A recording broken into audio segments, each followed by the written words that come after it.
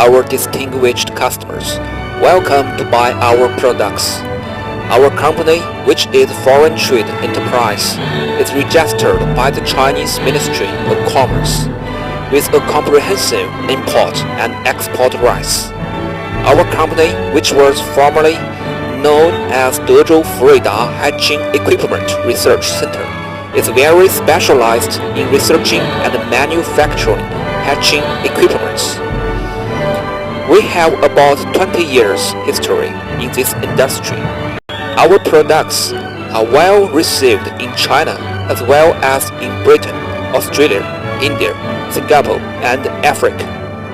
We want the high prices from domestic and foreign customers. In 2009, the company has become a member of the Chinese Council for Promotion of International Trade. In compliance with international trade practices, we would like to cooperate with friends from other countries in poultry incubators business. Hatchery buildings. Hatchery buildings are usually designed to provide room for holding hatching eggs prior to setting, grading, and traying of the eggs, incubating and hatching machines, check sexing, grading, and holding prior to sale. Additional rooms are often provided to cater for fumigation, watching of equipment, and showering of visitors.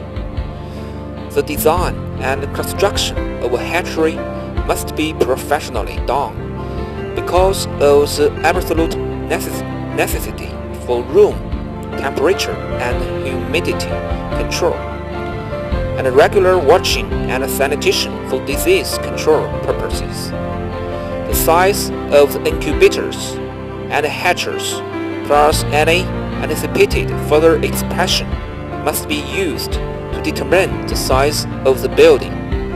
Of special importance to hatchery operations is the need to install a standby electricity generator. Table 1 gives the guideline on floor space requirements for hatchery rooms. High ceilings about 3.1 meters are necessary, since most hatcheries are built with forced draft ventilation system.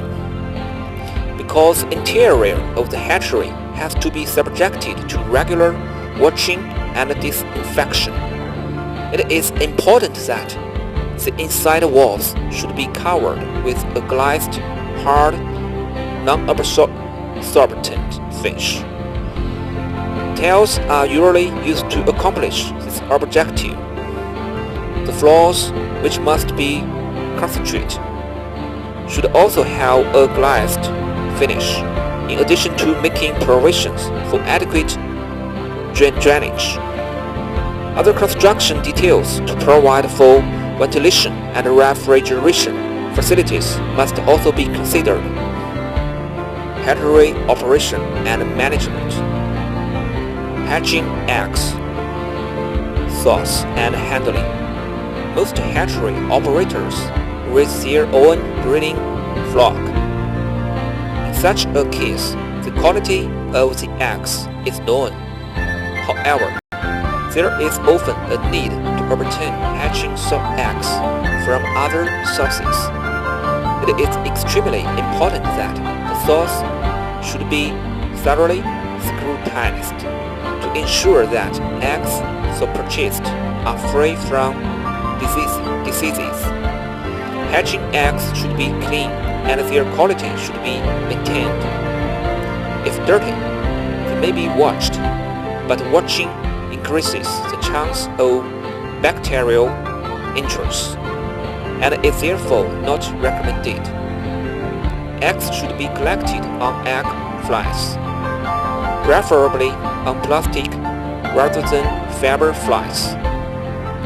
The eggs should be cooled and then held at a room temperature of about 18.6 centigrade and 75% relative humidity. Eggs lose moisture in storage.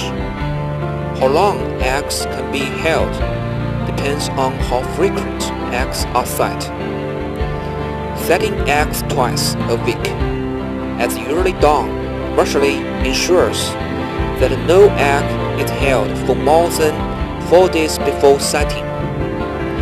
After 4 days in storage, hatching time is increased by 30 minutes and hatchability reduced by 4% per day.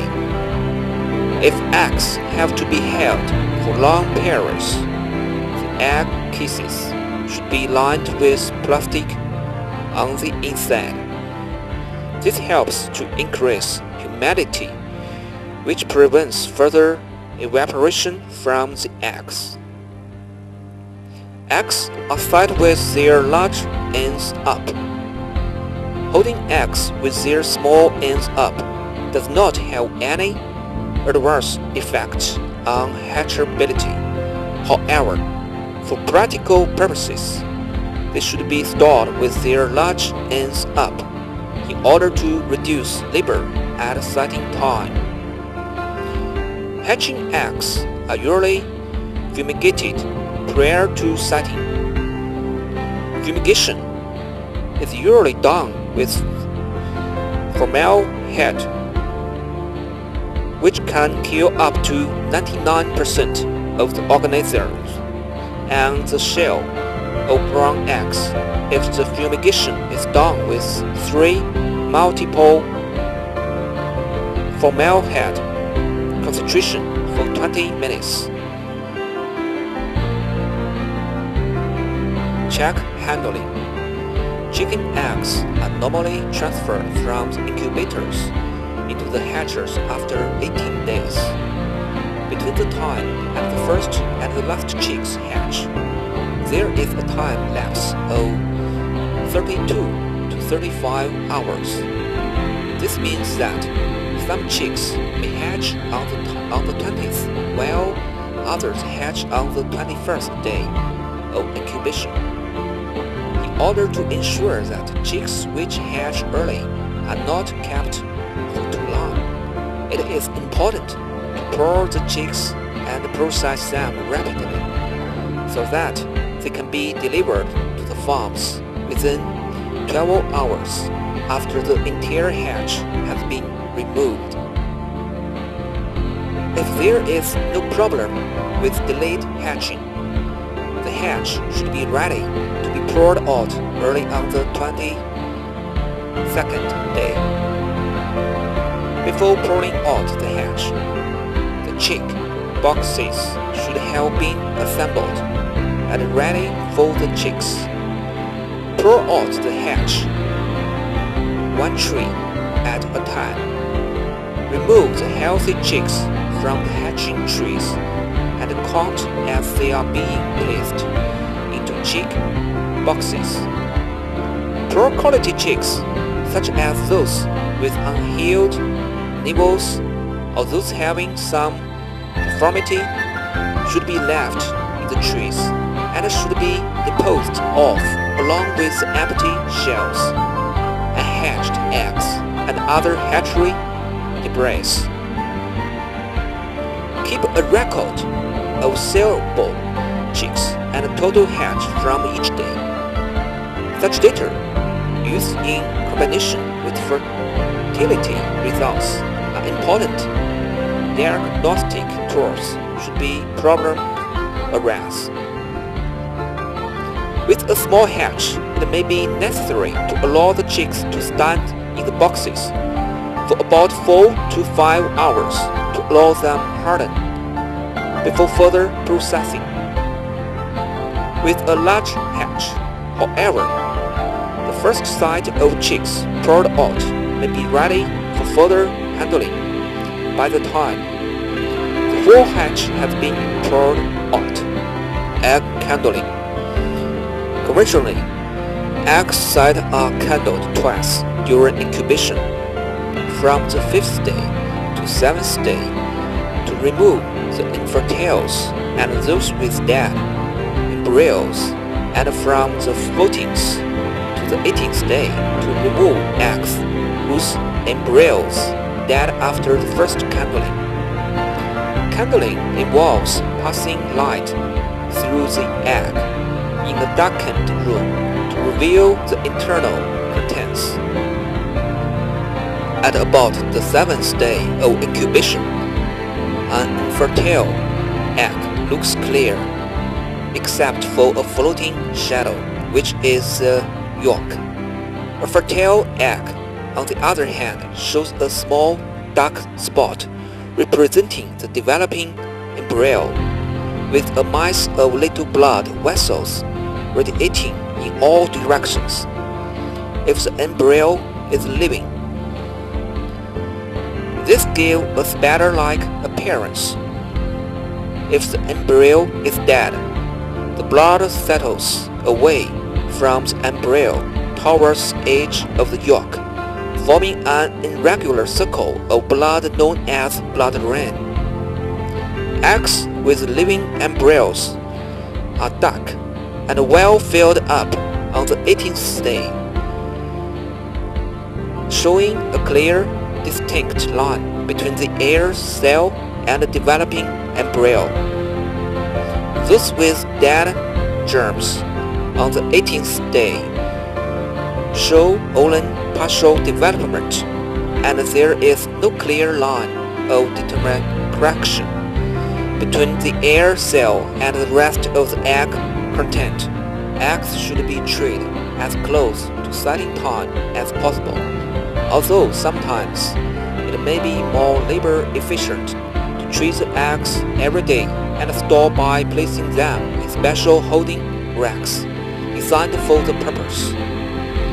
About 6 hours before setting, the eggs should be warmed to room temperature. At the time of training, attach a record card containing the source of eggs, tab, and the date of setting. Proper planning and schedule of egg setting and chick hatching is an important hatchery management practice. Set eggs at such time that the chicks will be poured in time for convenient collection and transportation by customers.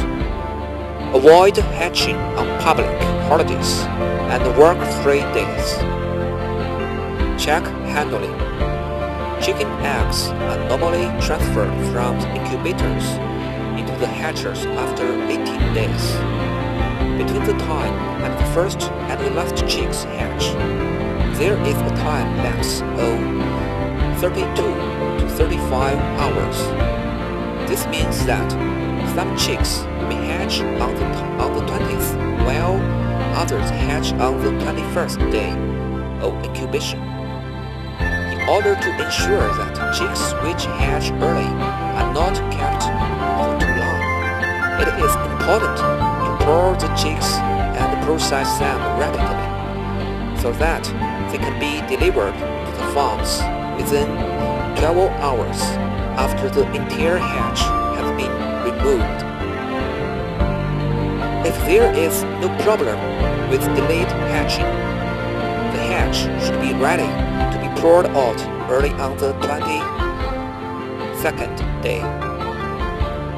Before pouring out the hatch, the chick boxes should have been assembled and ready for the chicks. Pour out the hatch, one tree at a time.